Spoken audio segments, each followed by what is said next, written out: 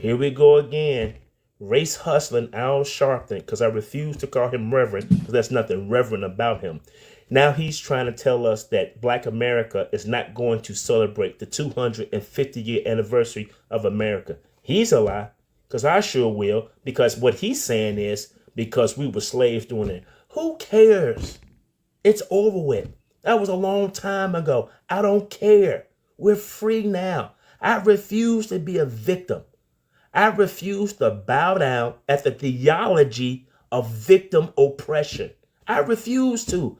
Man, it's got to be exhausting for Black people to always whine and complain about being victims. Forget this victim Olympics, because I am going to celebrate, and I'm going to celebrate hard, the 250-year anniversary of America. I stand with Trump, I stand with patriotism, and I stand with America. Be blessed. Let's see Al Sharpton's psychological warfare against Black people. They're going to celebrate the 250th anniversary of the country July 4th. But that's not our celebration. We were slaves then. And they celebrate signing the Declaration of Independence 1776. We were not even emancipated until 1863. So I don't know what everybody getting ready for a celebration. You know why, Al Sharpton? You know why? Because it is no longer 1863. It is no longer 1963. We are in 2026. I detest anyone who constantly tries to make Black people reject being an American, celebrating being an American. Yes, our country has a history of participating in slavery. Yes, our country has a history of disenfranchisement. And our ancestors fought extremely hard to be where we are today in 2026.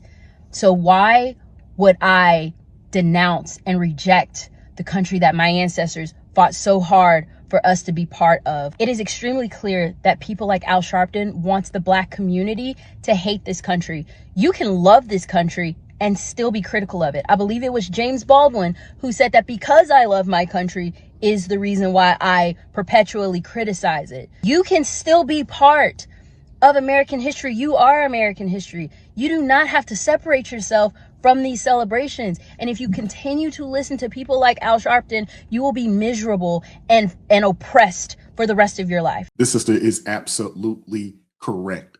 And I appreciate her sentiment. And I appreciate the brother that opened up the show today. I appreciate his sentiment. And the reality of it is this: there were men who bled for this country. There were Black men who fought alongside white men in the Revolutionary War. And for Al Sharpton to get out there, he is a agent of chaos. He is an agent of division who wants Black people to hate America.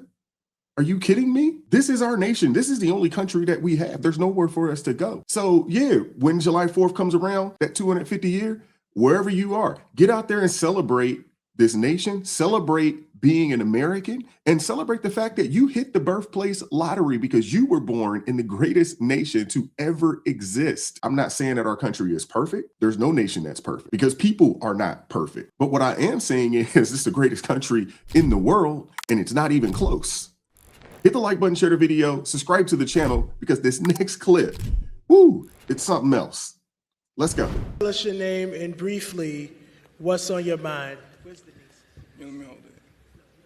Hey, yo, as I look around this room, if you're 35 years old or younger, raise your hand. 4 people. So here's the thing. Y'all in trouble. Yesterday you had Al Green up here talking about we need a Secretary of Reconciliation, and then that's going to include what he said was reparations, which, by the way, wasn't reparations.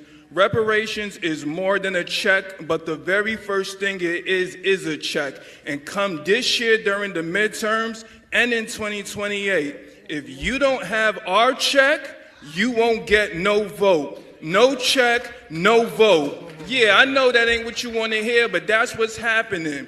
All of y'all in here, with all due respect, you're beautiful, but you're old. You're not talking to the youth. You don't know how to talk to the youth. You're trying to tell us what to do. We're not having it no more. So if you want our vote, you got to come with our paper. We're not scared of Trump. We're not scared of anybody. Biden is a racist. Trump is a racist. Kamala is a racist. And if you don't have our money, you don't get our vote. Yeah, who are you? Oh, all right, yeah, so like I was saying, I'm going to land my plane right there, but the Democrats are no better than the Republicans. No check, no vote. Y'all take care. And somebody get my man a tissue. He need a tissue. Dude went and pulled up, on the National Action Network and told them, like, hey, this is what it is. They want tangibles for the vote. Simple as that. Now, I'm one of those kind of people. I don't think this reparation thing, I don't think it's ever going to happen. But I understand the people that want to continue to fight for it. I understand. My challenge, this is my challenge, to the Black community is, let's increase the marriage rates. Let's stop having kids out of wedlock. Let's get back in line with the word of God. Go there and things will improve in a rapid rate. It would. Everybody knows the wealthiest people in the country are married people. And when you look at married Black Americans, when you look at them, they're doing just as good as everybody else. And in some cases, they're doing better. But we have the lowest marriage rates in the nation. We also have the most out of wedlock births in the nation. And it's no wonder, we're on the bottom socioeconomically, because it's really hard to generate wealth when you got the daggone family courts in your daggone pockets. And when you got your money being thrown and spread out all over the place. I understand this brother's sentiment, and there's a lot of people out there that feel very strongly and passionate, about reparations. And to an extent, I understand. But my thing is, control what you can control.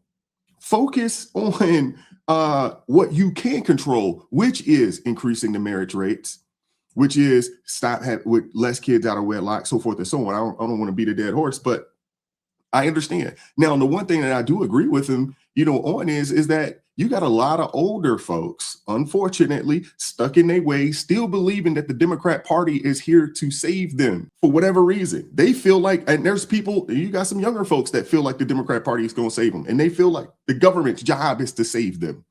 No, the government job is protect the borders, make sure we stay safe and secure here in our country. And then other than that, man, get out the way. Go take advantage of the opportunities that exist right now. Now, I disagree with him when he says that President Trump is a racist. I disagree with that. His track record hadn't shown that. Now, I get it.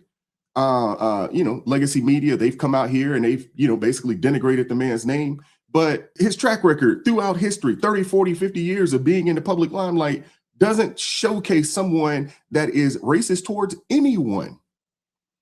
Can't say the same thing for the Democrat Party. Can't say the same thing for Joe Biden. Can't really say the same thing for Kamala Harris if you go and look at her track record of what she did out in California. But I am with this brother in the sense of, hey, get off blue no matter who mindset. And again, I'm not one saying, hey, go join the Republican Party. I am saying get an understanding of the agenda and the policies of each side and make a decision. Now, for those that do believe, in this reparations and all this other kind of stuff, man, hey, put your money where your mouth is. Either run for office, put money in someone's pockets that's running for office, start a PAC or something, and fund candidates that you think, will push the agenda that you want pushed. It's hard to be on the sideline just talking trash, you know what I'm saying, but not putting money in folks' pockets, because that's how this works. I mean, it's just unfortunate, but that's how this works. You got to go put money, just like those folks put that bread in Zoran Mondani's pocket and got him in office. And you see what he's doing for everybody. You see what he's doing.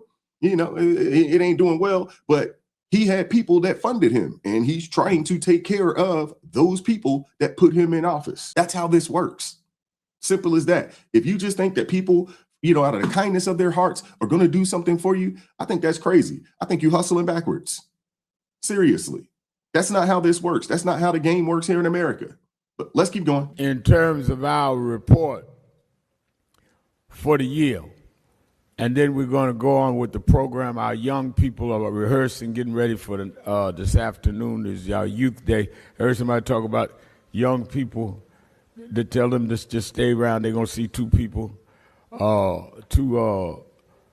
afternoon. All of the youth in there. And I don't know, but you get provocateurs because anybody that is talking to somebody younger than them holding the mic, then you know that they paid agents. And if you're in the room, if you don't like me saying that, I'll say it again. Because you cannot get reparations without putting people in office that's going to pay them. So talk that ignorance somewhere else. This dude had the nerve to call somebody an agent. Oh man, that's crazy. This guy had the nerve to call someone an agent. Again, the Boule crowd, what they would consider themselves the talented 10th or whatever you want to call them. Al Sharpton is a part of that. And his job is to wrangle Negroes back on to the Democratic plantation. And anybody that decides to step off for whatever their reason may be, his job is to get your behind back on that daggone plantation. Al Sharpton is one of those Stephen types. That is his job, along with Roland Martin and a whole host of others that are of the same ilk. They don't want you thinking freely. They don't want you thinking for yourself. They don't want you, asking any demands, especially of the Democrat Party. Just vote. That's it. We don't want to hear from you otherwise. This dude here had the nerve to call somebody an agent. Woo. Joe Biden got on the Black Breakfast Club, told every host on the show, if you don't vote for me, you ain't black. And he was being dead ass serious. And the Breakfast Club, might I add, is a liberal platform. Let me just say this real quick. All of social media is liberal. Instagram as a collective is a liberal platform. The Shade Room, liberal. Baller Alert, liberal. Hollywood Unlocked, liberal. I want to say spiritual world. I want to say neighborhood talk. These are platforms and blogs. They restricted my comments. Like they literally during the election, I was making a lot of comments, saying a lot of things, ruffling a lot of. I mean, we talking about 100,000s of engagement, views, comments of me just speaking about Kamala. They was all in her pocket. The Shade Room. I ain't gonna say the Shade Room only because they didn't restrict me. They didn't restrict me. They would let me say what I wanted to say. But all those pages were in the Democrats' pocket. They were in the DNC's pocket. They were very adamant and instrumental about everything Kamala did. It was a post. It was a post. It was a post. It was a post. It was like clockwork. It's almost like they had the post already set. So what I'm saying is these pages are programmed because they have a largely owned black following. Yeah, he's absolutely right. He's absolutely right. And again, they are the wranglers that is supposed to keep you on that Democratic plantation. Don't ask for nothing. No tangibles. Don't ask for nothing. Just give us your vote. That's it. And if you decide to step out of line, they're going to come for you. They're going to come for you. I'm going to be honest here. I was taught my entire life to be Democrat. I used to go in the polls and vote blue, blue, blue, because that's what I was told to do. And up until the last election, when I saw what was going on, and I paid attention to both sides during this presidential race, and I voted for who I voted for, which was Trump. And I did that because I did my own research, knowledge, and I saw what was going on. Now, let's go to today. No man above God, right? Right. But I'll say this. Whether you're independent, Republican, or don't vote, or liberal, whatever you are, you have got to admit how embarrassing the Democrats are being right now. The ship that they are sailing has been sunk, and it just continues to get worse by the day. Okay? It's a pure, utter madness, and I'm going to be honest with you. I think it's over for them. Yeah, it is over for them because they got nothing. They're I'm not going to say they don't have an agenda, but their agenda is so wicked that they can't get on a platform and say, this is what we are about, because it's such a wicked agenda. And that's why all of them, it doesn't matter where they're running and what they're running for. It's all orange man bad. I'm running against Trump and I'm coming to take down Trump. I mean, from lower level state delegates and all the way up. That's the only thing that they have, because their agenda is so wicked, it's so diabolical, that if they actually got out and told the American people what they actually stood for, people would not vote for them. They would run from them because they're like, wait, hold up, I'm not with that. Yeah. Al Sharpton recently went viral for saying that Black Americans should not feel compelled to celebrate the 250th anniversary of the United States of America because in 1776 they were enslaved. But I personally tend to view this conversation that has sparked online, I have a very different perspective. I want to explain my thought process from a psychological perspective. When we talk about national identity, we're talking about something deeper. We're talking about belonging, a sense that this is something, this country, what it entails means that you are actually inheriting something, that something belongs to you, or that you are a part of something. In psychology, there's a concept called the social identity theory. And this concept essentially says that we get a lot of our self-esteem based on the groups that we belong to. If you tell a group of people that they should not identify with their own country, you risk separation and not connection. And at a time where many of us are trying to bridge the gap and actually get to a more perfect union, conversations like this actually separate us even further. Yes, it's true that in 1776, Black Americans were enslaved. They were denied freedom, but the story did not stop there. I choose to view our story as a triumphant one. But again, everything is perspective. When you change the way you look at things, the things you look at change. Black Americans did not just exist as enslaved people in this country. Our story is one that contributed to building this country. We helped to shape this country. And we had a huge hand in getting the country closer to its actual constitutional ideals. From the Civil War to the Civil Rights Movement, Black Americans have fought in every single major war that this country has had. You can look at this from a story of division, or you can look at the unity that existed that allowed us to prevail in the Civil War, the unity that allowed the Underground Railroad to happen, the unity that allowed the Civil Rights Movement to be pushed forward. Black Americans fought to make the promise of America real. So I do not believe we should discount all of our history and what we've contributed and co-sign our own disinheritance. By that logic, Black Americans don't have less claim to America. They actually have more. Choosing to celebrate the country does not mean that you ignore the past, but two things can be true at once. The nation fell short of its ideals at one point in time, and the people, we the people, worked to progress towards a more perfect union. We work to actually progress towards the ideals that this country is founded upon. National pride does not have to be blind to history. It can be grounded. It can be reflective of how far we've come. Because at the end of the day, identity is not about who helped to start the country or how the country started out, but rather who are the people that contributed to actually making it what it is? Who are the people that helped to shape what it has become? And that story belongs to everyone. And so all Americans have something to celebrate this year. I choose to highlight the triumphant story of Black Americans in this country. Wow. Wonderfully said. And I agree with everything that the sister said. I agree. I co-sign it all. Seriously. I want to hear from you guys in the comment section. What are your thoughts? Hit the like button, share the video, subscribe to the channel, turn the notifications on to all so you never miss an upload. Consider joining the ARP family or buy your brother a coffee. Links in the description box below. As always, keep God first. Stay prayed up. We'll catch up with you guys next time. Peace. It is God who arms me with strength. Yeah, I'm battle ready. He trains my hands for battle. My heart stays steady. But thanks be to God, he gives us the victory. Through my Lord Jesus Christ, it can't live in me. I was down to the dirt, red clay on my shoes, old pain in my shirt, oh so bruised. In the Lord hit my chest, kicked air from my breath, put power in my step.